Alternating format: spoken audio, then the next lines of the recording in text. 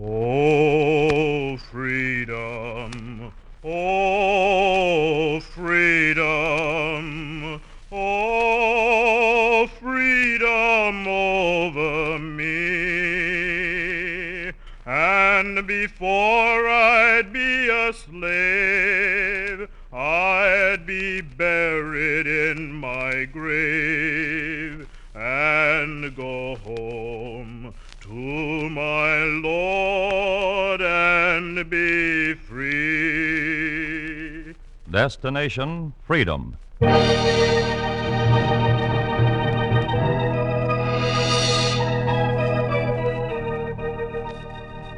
The Chicago Defender and station WMAQ bring you Destination Freedom, a new radio series dramatizing the great democratic traditions of the Negro people, interwoven in the pageant of history and a part of America's own Destination Freedom.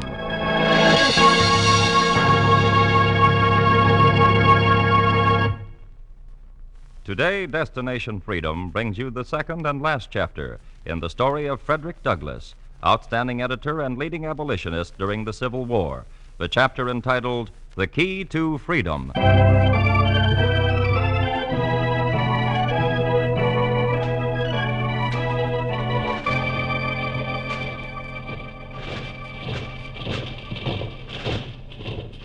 There were soldiers in the streets and cannon in the valleys. The Civil War was on. Some said it started when Mad Ed Ruffin fired the first gun on Fort Sumter. You said it started when the first slave was brought to Jamestown. Some said it would end when the rebels were beaten. You said there would be no end until the slaves were free. You told that to the tall, tired man in the White House. You made a proposal. President Lincoln listened, looking out towards the river. Mr. Douglas, you propose first that I arm the slaves, and then that I make this war a war of liberation, emancipate the slaves. Is that it? Essentially. Then I'm afraid you won't like my answer. You don't like my proposal? My likes won't dictate my answer. You've been a leader for 20 years in the fight to free the slaves. I know of your own life in slavery. I know how you hate it. I'm with you on that. Then can't you see the war as a war of ending the slaves? I see the war in only one way, Douglas, as a way to preserve the Union, not to save or destroy slavery. If I can save the Union without freeing the slaves, I'll do it. You'd settle the war and leave the slaves untouched? If it wins the war, I will. Your other requests, too, I've got to turn down. The Union is against arming the slaves. Our enemies say we're waging a war of abolition. We're only waging a war to bring the Union together again. But, Mr. President... I know how you feel about this. My feelings I hold to myself. Countries in Europe want to recognize the Confederacy, not us. If they did that, we'd be lost. The border states threaten to go over to the Confederacy if we liberate the slaves. Your enemies in the North would split from us if we abolished slavery. We couldn't win, Douglas. Those are the keys to victory. One bad turn and we lose a union it took 100 years to build. Proposals? They're useless without freedom. I'll be going. This side of the street. It does. Except one last question. If you could save the Union only by freeing the slaves, would you do that? I would. What are you thinking? I'm thinking maybe we're not too far apart. Slavery's the cancer. If it's not cut out of the nation, the Union will die. If my cabinet believed that, we'd do it. That's not the key as we see it. It's the one I see. Suppose I visit your cabinet members. Maybe I could prove it to them. You left the tall, tired man, and you talked to the officers in his cabinet. You had a key that could turn the Union into a fortress slaveholders couldn't touch. You talked to the chiefs of staff. You talked to the Secretary of War. He'd already heard of you. You want to know what I think of your proposals, Douglas? I think I've got an idea already. I'll give it to you in black and white. Clerk, Yes, sir? hand me a copy of the new instructions to our ministers. Right here, Mr. Seward.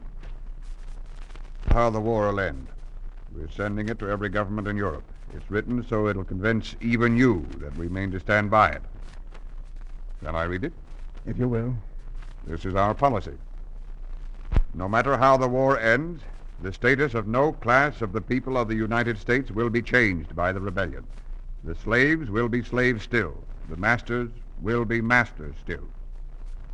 If any attempt is made by the slaves or their allies to gain their freedom, the Union Army will suppress it with an iron hand.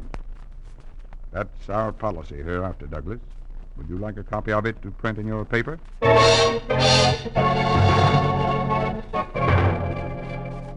You crushed the copy in your hands, and you walked towards home. You walked through crowds, but you were alone. You passed men milling on the streets, bewildered over the war. You heard some mutter as you passed. Sure, I'll fight for the Union, but I ain't enlisting to fight to free no slaves. What's the difference? Ain't fighting? Freeing slaves ain't fighting. It's foolish. I don't see it that way. Oh, this here Lincoln's gone too far. The war's a mistake. Come to terms with the Confederate States, I say. That's sense. Let the South have the slaves. Let us alone. We ain't fighting to free the slaves. Then why are we sending the boys off to fight? Because of guys like him, that's why. Who? Who are you talking about? Him walking around free and easy. He's the cause of it. Look at him. Yeah, let's show him. Come on, guys, get him. Come on, don't Catch him. Catch him there. There he is. Come on. You ran through the streets that had been free to you for 20 years. You ran from men who thought they could be free only when you were in chains. You ran and your heart was sick. You ran home to your print shop to Anna and your sons. They had been waiting to print your story. Fred! Louis, George, get some water. Dad, what happened to you? Your coat's bloody, Dad. What's the matter? Who did it? Now, boys, stand away and let your father alone. We'll talk whenever he's ready. Sit here, Fred. I'll be all right. Are the papers ready? One edition, Dad. We waited for you to set up the headline story. Did you see the president? You see Lincoln? Boys, let him alone. He needs rest. Can't your eyes tell you what happened? You needn't ask. There are mobs roaming the streets, hating what the war's about. They've been after your father. You'll stay in and rest now, Fred. Never mind, Anna. I'm all right. I'll write my story. Louis, Yes, Dad. set the type. Let the new edition go out this evening. And the story? It'll be about the war. Headline it, "To Save the Union, Free the Slave." Is that what the president said? That's what I say. That's what the people will learn. Was Lincoln the way you thought he'd be, Dad? Was he for freeing the slaves? Not now. Well, then what good is he to us? Is that the president you preach for people to vote for? Is that the man you lost your friends to fight for? Louis, before you judge, listen. It's true he doesn't see the war right yet. Then he's no different from the others. He is different. He has a way of reasoning and sort of looking squarely at things. And he's free from prejudice. When a man's free from prejudice, it's not hard to show him a mistake. We've got the key to change him. We'll use it.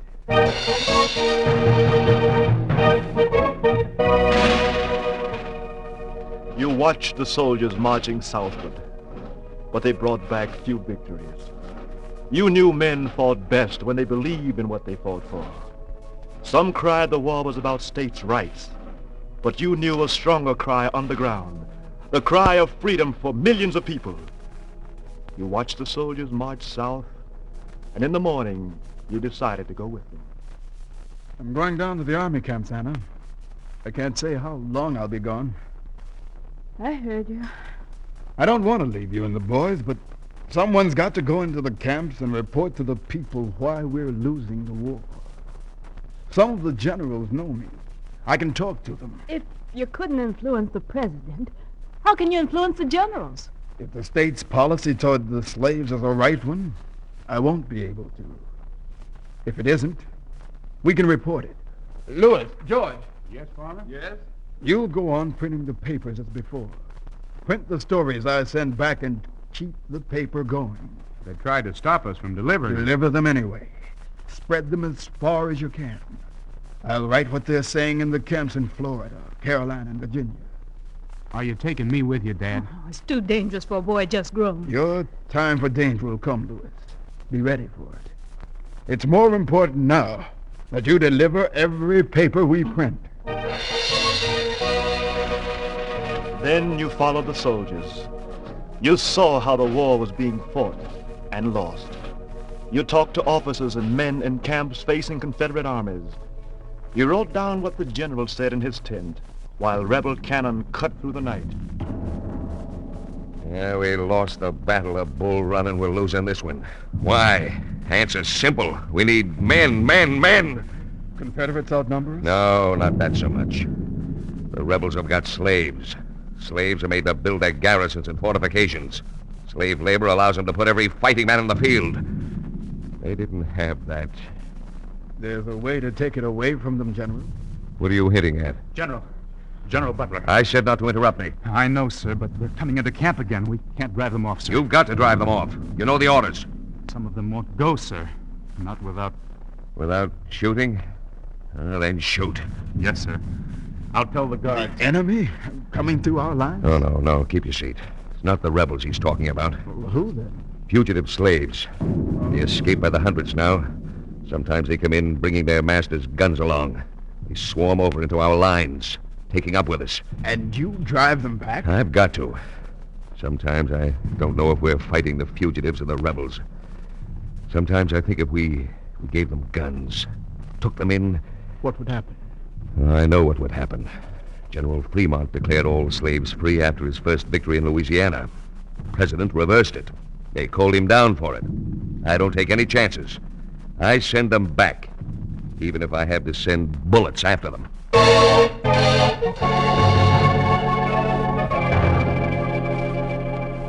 You told that to the people through your paper.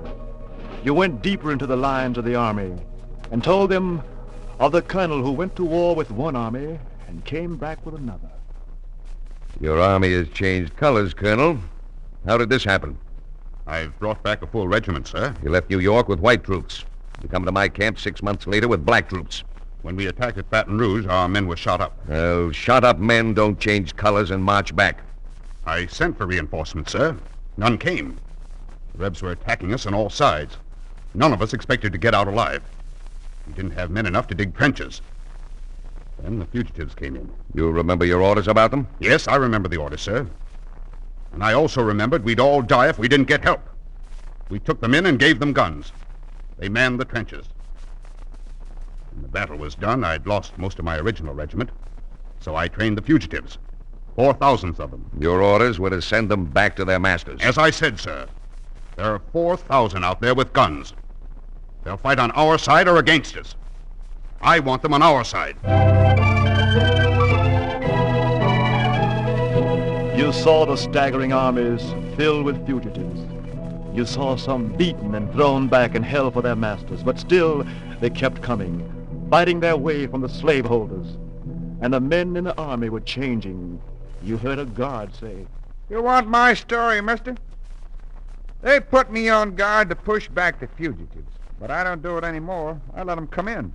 They come in garbed in rags or in silks, in shoes or no shoes, families and singles, and I take them in. I don't tell the general, but I take them in.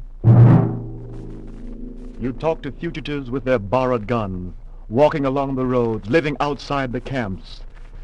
You wrote of the night you walked along the road with an old ex-slave, carrying his own gun to join a Union skirmish. You asked him about the war. Somehow I'm not much worried about how the war turned out. We come into the camp, they drive us out. But when there's too many of us, they can't. I've been in 10 raids, yet they say I ain't a regular army man. They say the war ain't for freedom. Then what they shooting about? They say when the war's over, they send me back to the old master. But I say when a man get a little freedom, he never forget the taste of it. No, sir. Let them say what they want. I got a feeling how the war coming out. Gun give you that feeling. Who had led the Underground Railroad, who was leading scouts for the Union Army. You talked to Harriet Tubman, who'd been in a dozen battles. She told you how they were. The lightning. And then we hear the thunder. That's the big guns. And then we hear the rain falling. Those are the drops of blood falling. And when it's time to take in the crops, it's dead men we reap. You tell your paper, Douglas, we're gonna reap freedom out of this, or there'll always be thunder. You put her words down so your sons could print them and carry them to the people at home. You put down the words of fugitives and generals, officers and men who wanted to find a way to make the war worth fighting and the Union worth saving. Tell them we can't win a war against the fugitives and the Confederates. It's got to be one or the other, Douglas. One or the other. Tell them back home, Douglas, that 1,000 freedmen on our side is better than 1,000 slaves helping the rebels. Tell them we've stopped driving them out of the camps. Tell them we're changing our mind about what the war's for. Tell them we're changing our mind. And you took the words to the papers and to the tall man in the White House. He called you in and listened. You've made a good report, Douglas. What are you going to do about it, Mr. President? We're not winning the war. No, the war's not going well. We've been careful not to make a false move, but I believe I know a mistake when I see one. I'm ringing for the Secretary of War and his aide. They've read the reports. I'll put it up to them. Did you ring, sir? Yes, tell Seward and Mr. Johnson to come in. Tell them Douglas is here. Yes, Mr. President. My cabinet never agrees with me, but the facts and figures that you've shown me are pretty stubborn things, Douglas. If this policy is not holding the Union together... You want me, Mr. Lincoln? Has General Grant reported yet, sir? What's happened? It's not Grant's report I want to discuss, gentlemen. It's Douglas's. Oh, Douglas. Yes, you've read it. You know how the war's going. I am thinking, gentlemen, that we've made a serious blunder in not taking Negro troops into our ranks. You know why we can't do it, Mr. Lincoln? Well, we'd lose support in the border states, Mr. President. There'd be riots. Without them, we're losing the war. And that's what I'm concerned about.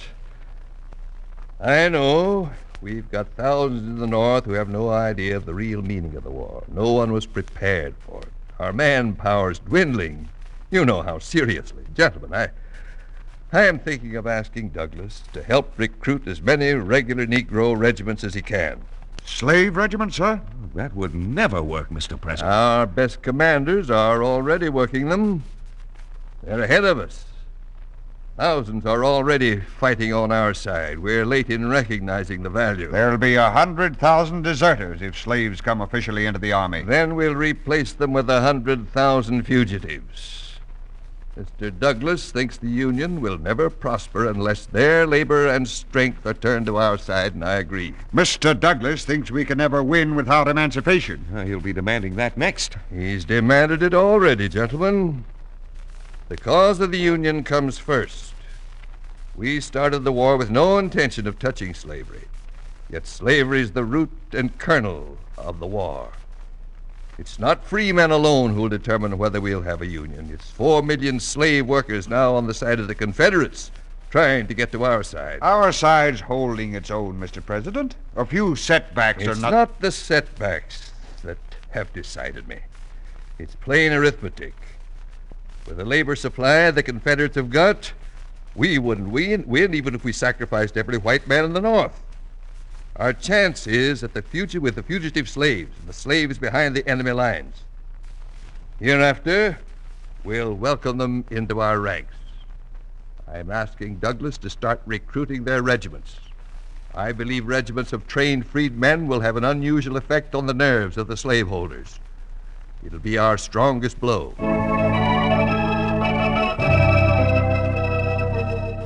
You went out to build up the strongest blow. You went to the platforms and halls and spoke to the fugitives and freedmen. You talked to those who had been driven out of the camps. You asked them to come back. You spoke in the streets, and they listened. Freedmen, slaves, fugitives. The hour is coming when the United States will be a land ruled not by one race, but by one people. When the first shot was fired on Fort Sumter, I said it would liberate every man in America, as well as save the Union.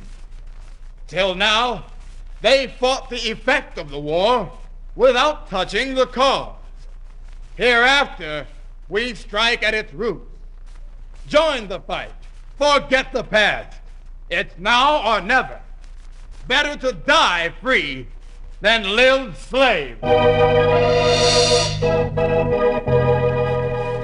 You urged 50,000 to join the regiments, and you went home to write your paper, and you found you'd recruited 2 men you hadn't counted on.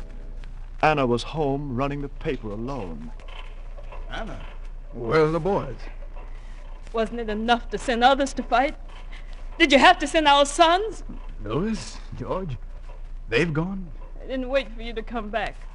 They joined the new regiments. I see. They've done right. They were the only children I had. You know the rebels' law against them. If they're captured, they're hanged. Don't talk that way, Anna. What I said for others, I meant for my own sons, too. They'll be fighting to free us all. Isn't slavery still the law of the land? We're changing that, Anna. Who'll change it? It's a changed thing already. The war's changed it. Lincoln will see to that. He's given his word that he won't touch slavery. He's given his word to save the Union. The only way to save the Union now is to strike down slavery. I think Mr. Lincoln will see it. Now let's see our sons off to war. You saw your sons march off in the new regiment of General Putnam. You watched them go, and you went back to your printing press to make it clear what the war was about. You told the people what you saw in the war. We're fighting for something incomparably better than the old Union. Freedmen, fugitives, we're fighting for unity of ideas, unity of sentiment, unity of object in which there shall be no North, no South, no East, no West, no black, no white, but a solidarity of the nation, naming every slave free and every free man a voter. You told those who still doubted the war's end. Whether men so call it or not, the war for the Union is the war for emancipation. There'll be freedom for all or chains for all. And you told them about Lincoln. You can trust this man from Illinois. He may be slow, but he's not a man to retract or retreat. When he moves forward. While men fought for the idea of one nation or two, the president invited you to call on him. You told him, I prophesied doom if we go on with slavery, Mr. Lincoln. And I'm beginning to believe you're right, Douglas. There's pressure to make peace now, but it would put the bondsmen back further than they are. Would it save the Union? After a fashion. We're not winning the war, Douglas. We still need more troops, more volunteers. We need workers to raise food for the armies and man the factories. Those you recruited weren't enough. Can we get more? Yes. We can recruit more. You know how many? 3 million more. 3 million more new citizens. With an Emancipation Proclamation, the trickle of fugitives will become a flood. Emancipation. That's the key to winning the war and uniting the nation. Even the Confederate generals seek laws to free slaves. Now, if the Union Army calls for emancipation first, the rebels can do nothing but surrender. You can tell your cabinet that. They have the key to crippling the Confederacy. The key is freedom. Proclaim it. I may. When the reports come in from the field this week, when I've had time to think this through further, it may be done. Mr. President. Yes? A message come in from General Putnam's regiment, sir. Yes? What is it? It's been nearly wiped out at Fort Wagner, sir. Fort Wagner soldiers wiped out? Yes, that's what the general said. I'd like a pass to visit the grounds. My sons were in that regiment. Yeah, I'll give you the pass, Douglas. When you come back, maybe we can finish our talk about the key to the Union. You left, and you forgot the fight to free 3 million people. you stumbled through the battlegrounds looking for signs of two sons. In the morning, you found one, wounded, feverish. It was Louis. He couldn't see. Louis, do you know me, son? I'm your father. You, Father? Yes, we're taking you home. The doctor says you can go home now. But what did Lincoln say? You never told me. Lincoln hasn't said yet, son. But I believe when you're well again, you'll be in a free land.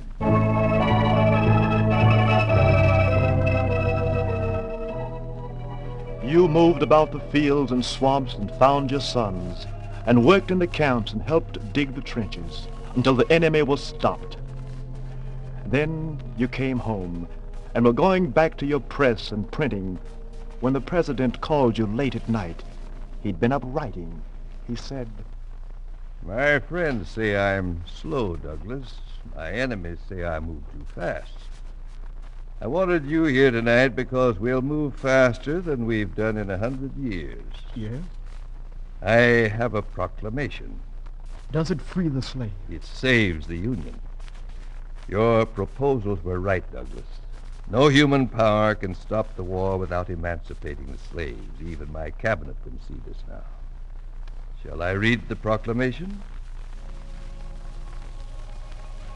and he took the thin paper with words strong enough to free millions, and he read, I, Abraham Lincoln, President of the United States, by virtue of the powers in me vested, do this first day of January 1863 proclaim that all persons held as slaves within the state in rebellion against the United States shall be henceforward and forever free. And upon this I believe to be an act of justice warranted by the Constitution, I invoke the considerate judgment of mankind and the gracious favor of Almighty God.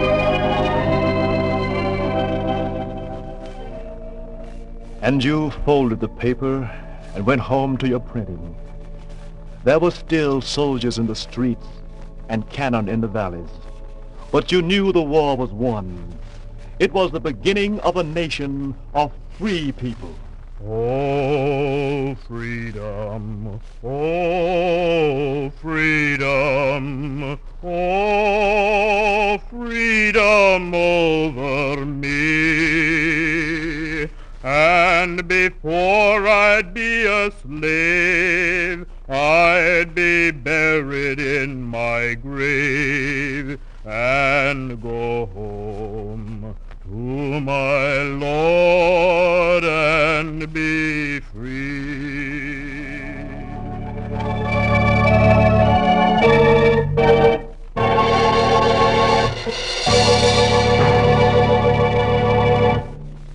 Just heard Destination Freedom's dramatization of the story of Frederick Douglass, brought to you by the Chicago Defender and WMAQ's Department of Education and Public Affairs. Destination Freedom is written by Richard Durham, and the production is under the direction of Homer Heck.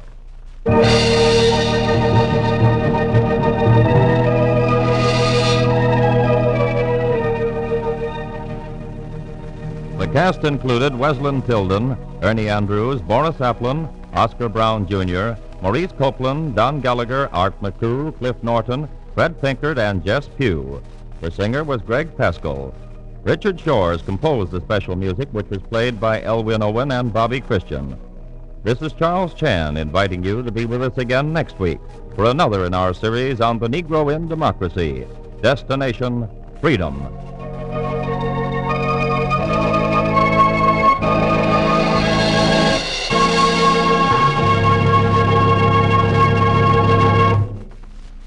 This is WMAQ, NBC in Chicago.